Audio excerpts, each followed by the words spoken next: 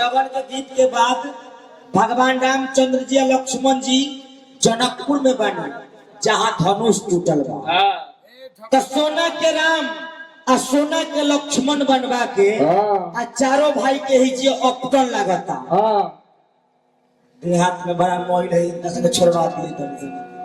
खोला खोला खोला बुआ सारा कपड़ा खोला खोला खोला खोला पैट धोती है धोती खाली अंडर पैट पहन ले रही है बाकी बात सब खोल दो धोती की व्यवस्था होगा एगो काम कीजिए कोदारी और ओखरी मुसर बगल में घर है तो हो सकता है खाली कोदारियों मंगा दो ओखरी मुसर रहे वो लाठियों से काम चला ले लेकिन वो कम से कम कोदारी मंगा दो हाँ सब हाँ लड़का सके है मलकिनी कि कथी कटोरी में अरे अगोरा चांदन अरे कथी कटोरी में अगोरा चांदन कटोरी में अगोरा चांदन कथी कटोरी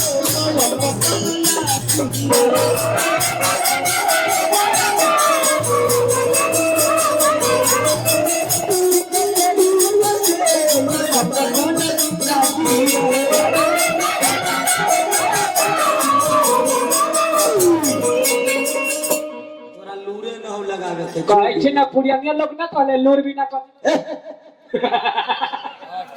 और बा कि सोने कटोरी में अरे अगर चंदन कि सोने कटोरी में अगर चंदन कटोरी में अगर चंदन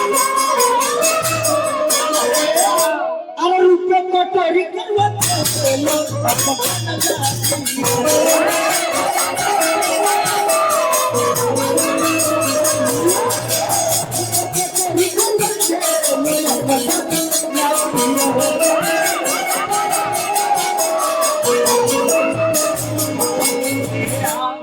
लगवाए बैठल न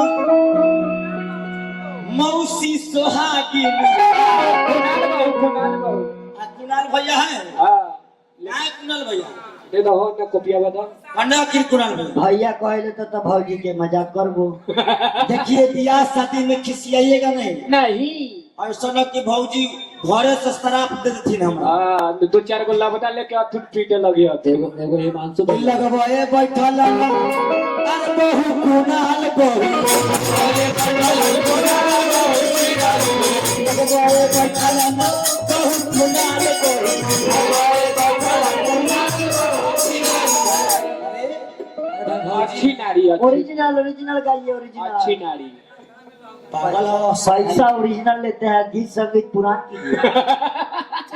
ओरिजिनल गाओ लेकिन हम चीन के बताएंगे आदमी कुणाल भैया इतना शिक्षित आदमी है आप भौजी के कर रहा है गलत सलत ना ना बियाह शादी में होता है खाली कुणाले बहू ना हिमांशु भैया हिमांशु बहू के देखनी बाप रे बाप ऊ भी गला वाला पहन के खाली तितली लौकत रहे हिमांशु बाबू के देखनी हुए में हाँ छल छल करत हाँ कि लगवाए बैठल ना ओ हिमांशु बाबू। लगवाए बैठल ना ओ हिमांशु बाबू।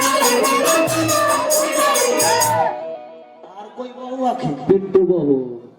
बिट्टू बहू है। बिट्टू बहू बिट्टू देखिए जिन जिन का नाम बुला रहा है कम से कम नेक दिया जाता है हाँ साथ में। पैसा दे दीजिए नहीं तो गाड़ी देवे करेगा ब्याज बहुत ए। सुंदर है। नेक कम से कम ए ब्याज जी के दे दम तो बिन लिट्टी उट्टी न खिया। सही बात है भैया। ब्याह शादी का नेक रखा नहीं जाता है। जिन जिन का नाम ले रहे हैं वो आके कम से कम नेक दे दिया जाए अच्छा रहेगा। तू बड़ी बार बख्तियार देखिए नेक दे दिए बिट्टू भैया कुणाल भैया आ हमरा हिमांशु भैया बैठल बनी हाँ लाना दूगो चाम्स के दाम एगो आऊ है शंभू भैया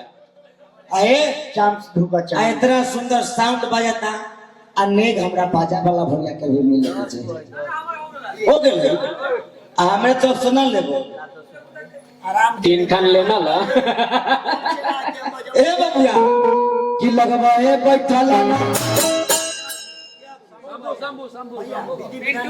पिंटू भैया ना लगवाए बैठल ना बहुत से पिंटू बहू। लगवाए बैठल ना पिंटू बहू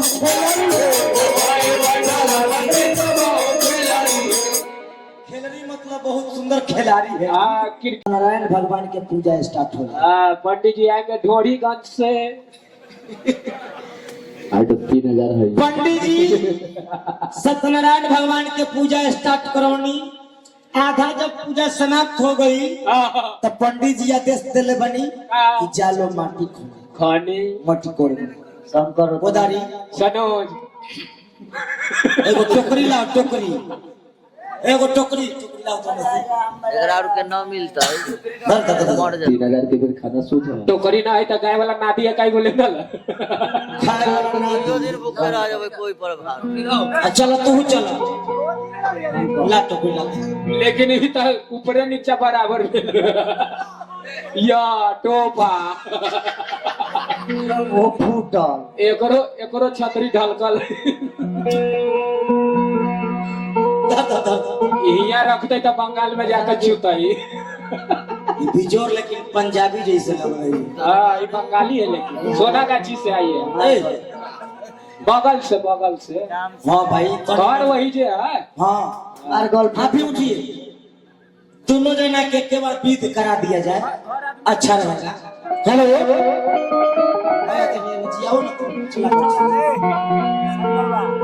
अति सुंदर बाहर में हमरा एने से आवे के चाहिए कान में। हेलो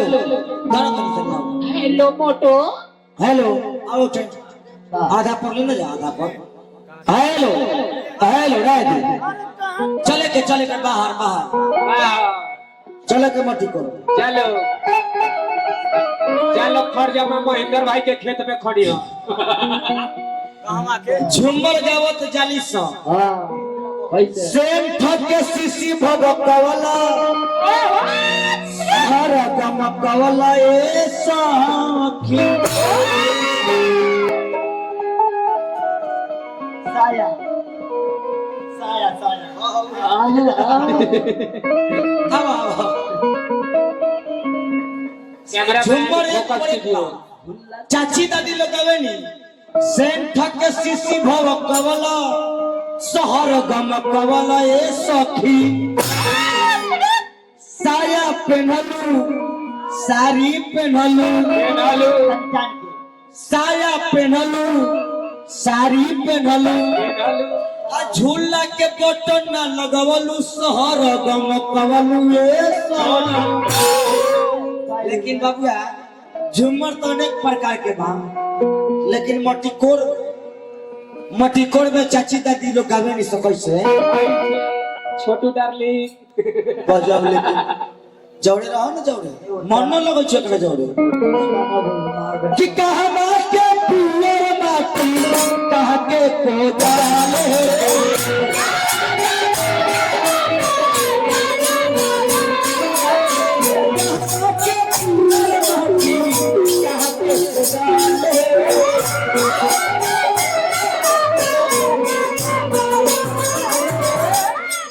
कहमा के 5 सुहाग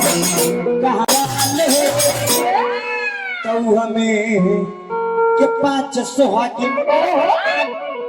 चाचा सिंदूर उंदूर जल्दी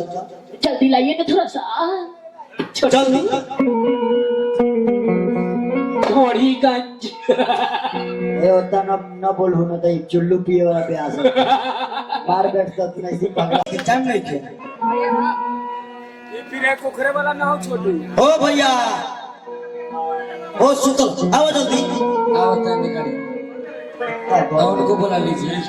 अब ना हो आइए जल्दी बे संतोष पागल खानी काहे करत है आइए हाँ धरम नहीं धरा भर मुट्ठी का धरा धरा भर मुट्ठी का 4 आदमी 1 आदमी आइए वो दोनों हाथ धरा ना ऑपरेटर भैया कि कौन रैया के अंगना में अरे उठेला धमाल है कि कौन रैया के अंगना में उठेला धमाल है कौन रैया के अंगना में उठेला धमाल है तो लाल गनमा चोरी भेले होला न जाके के बना चोरी मिले होला न जाए और ही चाची लोग आवे नी दादी लोग आवे नी हमरा गांव देहात में कि के नाम के झाड़ झुरल पूरी गलाई नाम के झाड़ झुरल हसुरी गलाई रे कसे हो हसुरी पहिरी अरे घुमा बाबा चार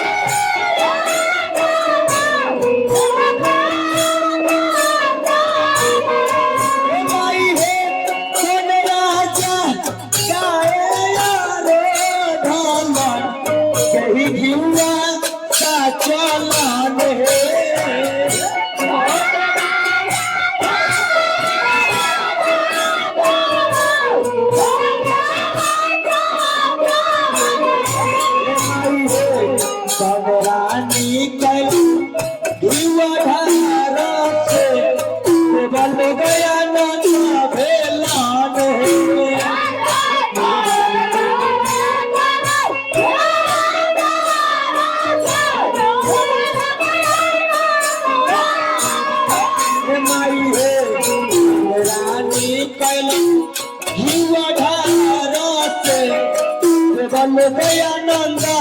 भेलन है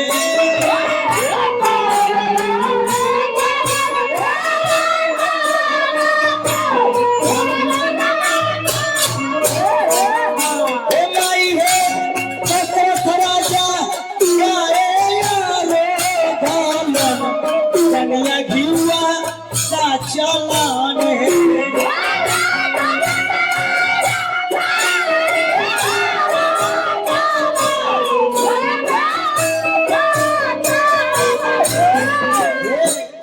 माइले दशरथ राजा गाय रोधलन आ कन्या घिवा सचलन ए माई हे दिन रानी कैलन घिवा ढार से आ देवल गया नंद भेलन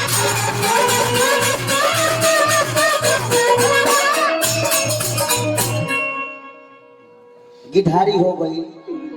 अब सवेर होता तो ये पानी कटावे के विध होला लबा भुजाए के विध होला साँझ खानी देवता पूजावल जाला ई सब विध हमरा ब्याह जी के तरफ से छोड़ जाता नहीं क्या चाचा हाँ जी ये सब अच्छा